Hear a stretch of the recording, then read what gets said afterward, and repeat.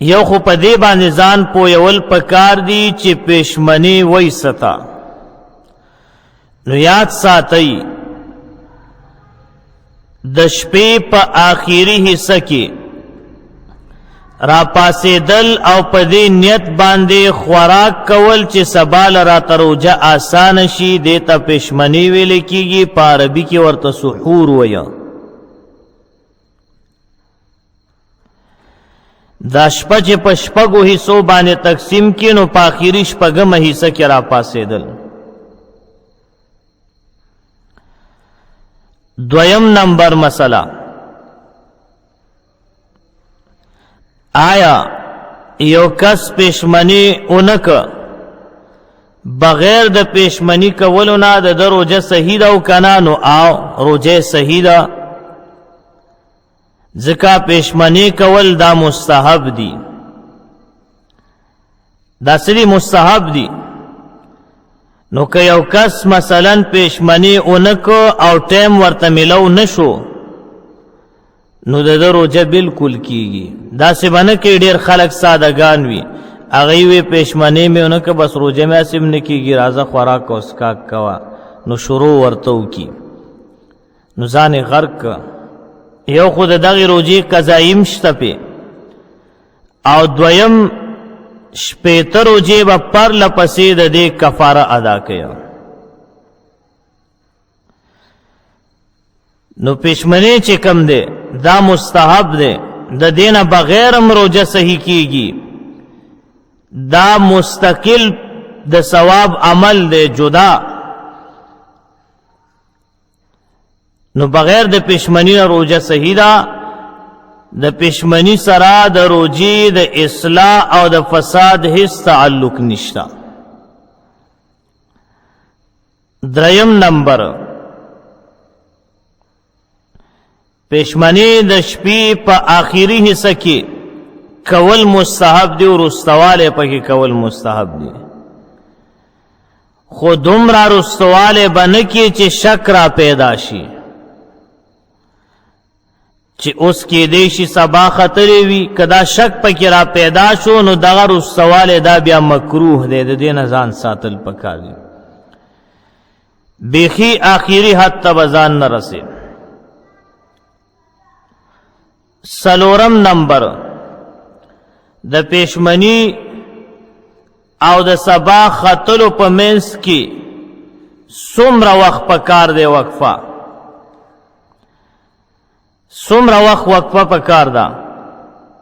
نو تقریبا د 500 آیاتونو تلاوت په مقدار فاصله پکار ده. د سبا ختلو او د پېشمني په منځ کې دومره فاصله پکار ده چې یو قاری د قرآن د تجوید د قواعدو موافق پکې 50 آیاتونه ویلی شي. حضرت زید ابن ثابت رضی اللہ تعالی عنہ فرمائی، وی مونږ د نبی اکرم صلی الله علیه وسلم سره پېشمني وکړه، بیا نبی اکرم صلی الله علیه وسلم د سحر مانځه د پاره پاسېدو. او حضرت انس رضی الله تعالی عنہ فرمایي چې ما د حضرت زید نه پوښتنه وکړه چې د پېشمني د خوراک او د سحر په منځ کې به څومره فاصله وه؟ نو هغوی راته وفرمیل قدر 50 آیتا، د 500 آیاتونو د تلاوت په مقدار فاصله به وه. نو تقریبا دا 8 منټه پورې راځي، ځکه 50 آیاتونه قاری د قرآن د تجوید د قواعدو موافقه، نو دا 8-9 منټ کې ویلی شي. نو دا کومره فاصله پکار ده. ډیر تاخیر چې کم دی هغه مکروه دی. پنځم نمبر مسله، د خلکو د راپاسولو د پاره انتظام کول یا کس مقرر کول جایز دی او کنه؟ نو او جایز دی، خو د شریعت د حدودو کې دن نه ګوره. چې کس مقرر شي یا لوډ سپیکر په ذریعہ باندې سایرن وغیرہ وغږولی شي، دی کې خپل لګېدلی همغو استاسو پښتانه ورته ګوګو وایي، وایي ګوګو والی شو پېشمني له پاسه. خدایات ساتي په قدر د ضرورت باندې جایز دی. ګورم ډیر به ورپسې ورخوږېږي نه. څومره چې شریعت یو څیز جایز کړی وي تر هغې پورې بس پکار دی. نو د خلکو د پاسولو دپاره پخوا به داسې و چې خلک به دې کوڅو کې ګرځېده، اوازونه به یې کول، یا یو سایرن وغیره هغه به یې وهنو، او دا خواته د ښار سیټ ته یو علاقه ده نو هغې کې به یې ډولکې غږول. نه ډولکې غږول ناجایز دي، ښه دوکړی باجې وهل ګوره د ښار سیټ ته وي، نو دا څیزونه ټیک نه دي پکې. شپږم نمبر، یو کس پېشمني ته راپاڅېد او روټۍ یې زړه ته نه کېږي، نو دی به څه کوي؟ نو دله پکار دي چې 2 یا 3 کجورې دا وخوري. صرف دغه 2 یا 3 کجورې وخوړلې دته مستقل اجر او ثواب پې میلاویږي. اووم نمبر مسله،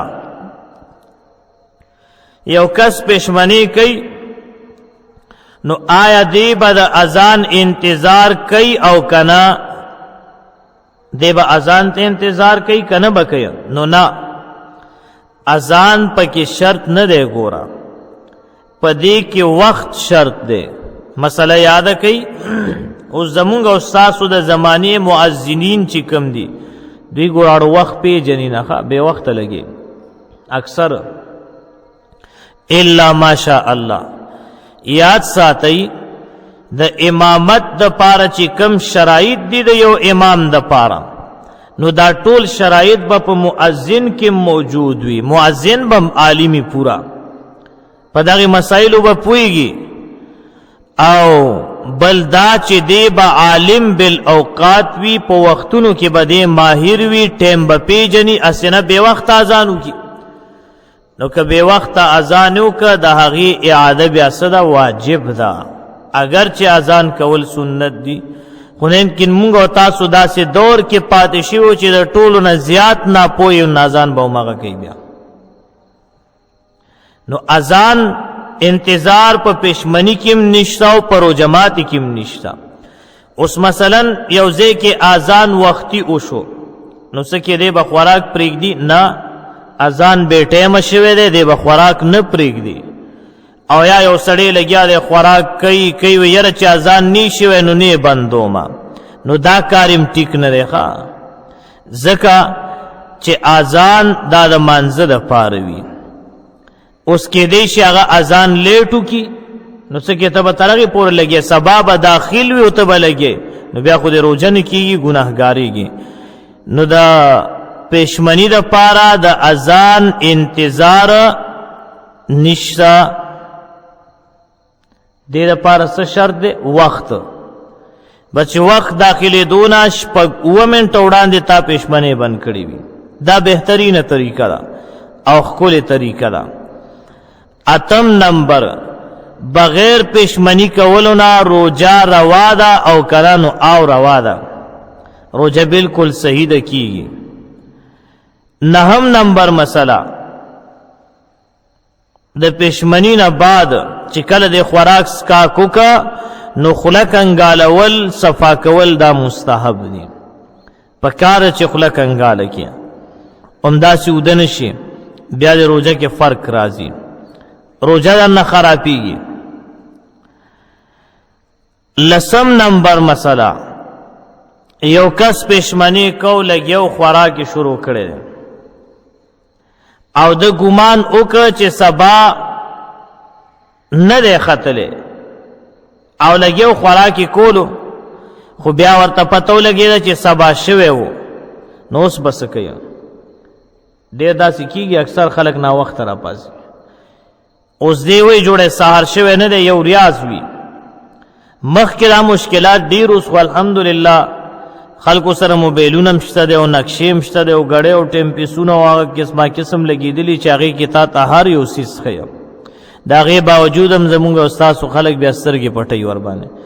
هغه وخت کې چې کم ټایم کې ګړۍ نه وه او دقه جدید آلات نه وو، نو هغه وخت کې سختي ډېره وه، خلکو ته تکلیف او مشکل به پیښېده. نو یو کس لګیا دی او پېشمنۍ کوي او دی وی سبا نه دی ختلی ګمان یو کو چیرې نه دی ختلی خو لیکن چې کله معلومات وکړ نو سبا شو نو اوس بس کوي نو دیتا اویلی شو چې سبا ختلی بس نو دی به خوراک بند کی خوراک بند کوي خو لیکن د دقې روجې قضا به راوړي قضایي پې د روجې شته او کفاره پې نشته او کدا ساده ګلو وی چاسم بس سبا داخل شوی اونو راځه بس ماموته او بیا دې موته لګیاو سو خوره او بیا ورته ورړم شو لګیا شو خوراک شروع کا چې راځه یو چپه بله مو چلاوه نو بیا وسی په د باندې کفاره دغه شپېته روجې به ورسره بیا نور هم نیسي 11 نمبر مسله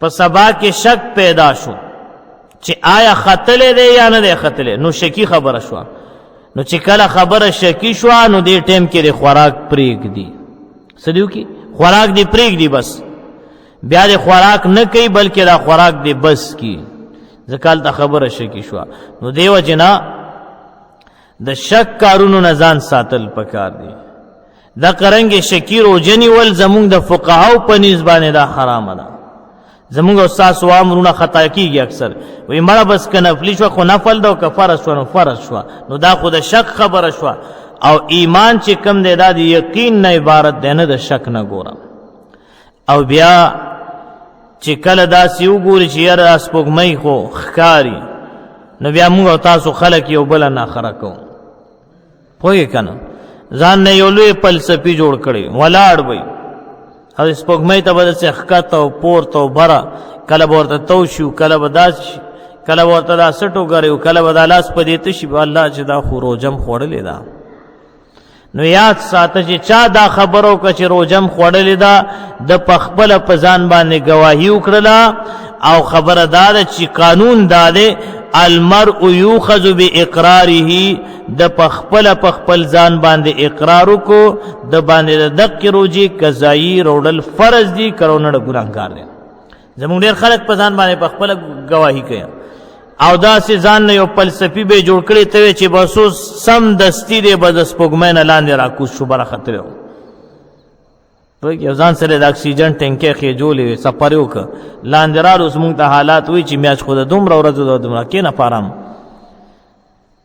ځان نه استادي مه کوه اکثر خلک د ځان نه چې استادي کوي نو ذلیله کېږي ګوره بس د شریعت تابع اوسېدل پکار دي بعضې کسان موږ خپل ملګري دي خو لیکن غلطي کوي پوهېږې په خبره غلطي کوي ځکه موږ او تاسو ګوره د شریعت تابع یو ښه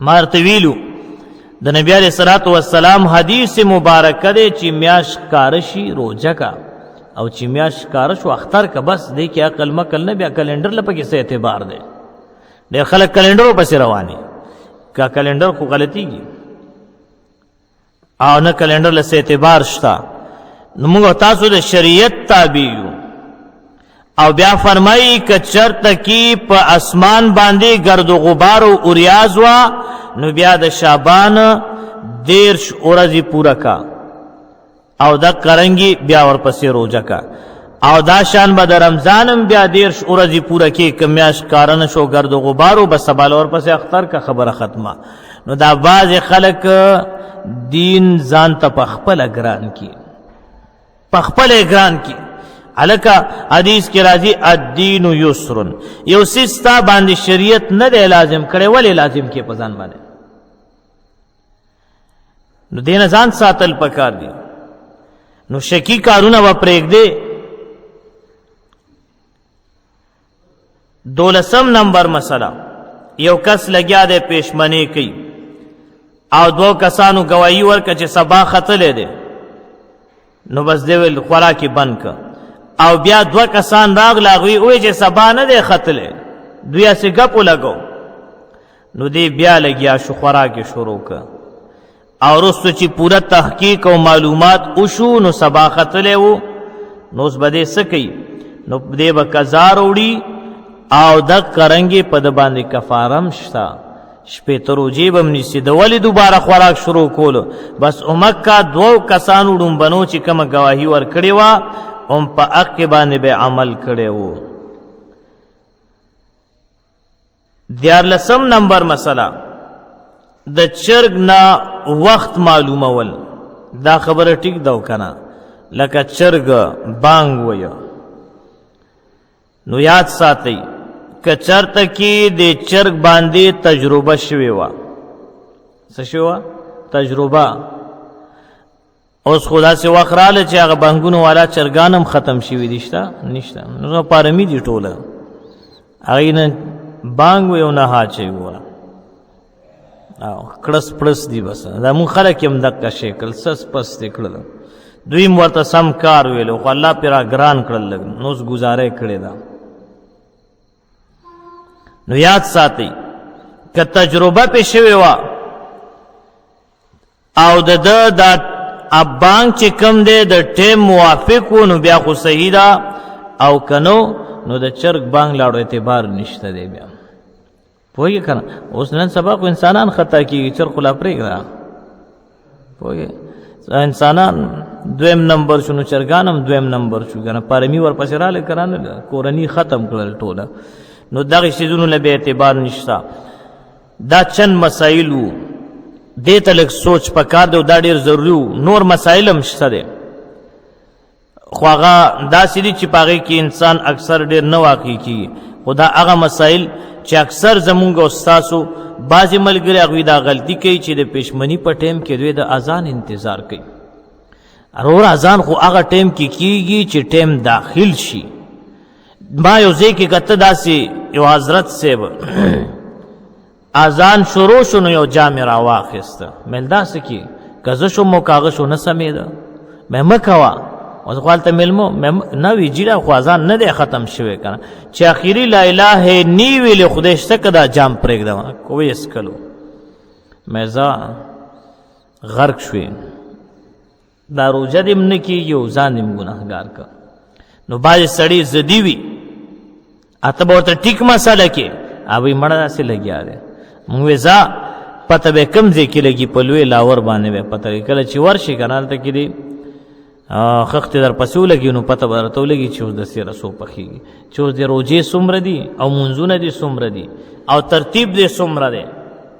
نو هلته چې کله حساب کتاب شروع شي نو تا ته به د خپلې روجې وزن معلومه شي چې دا پو ده که نیم پو ده او که چټاکی ده او که نیمه چټاکی ده. پوهېږې په خبره هغه ټایم کې بیا پته لګي.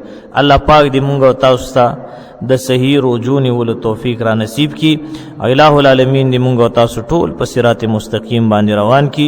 سبحان ربک رب العزة عما یصفون وسلام علی المرسلین والحمد لله رب العالمین. درود شریف اللهم صل علی سیدنا مولانا محمد وعلى ال سیدنا مولانا محمد وبارک وسلم وصلی علیه.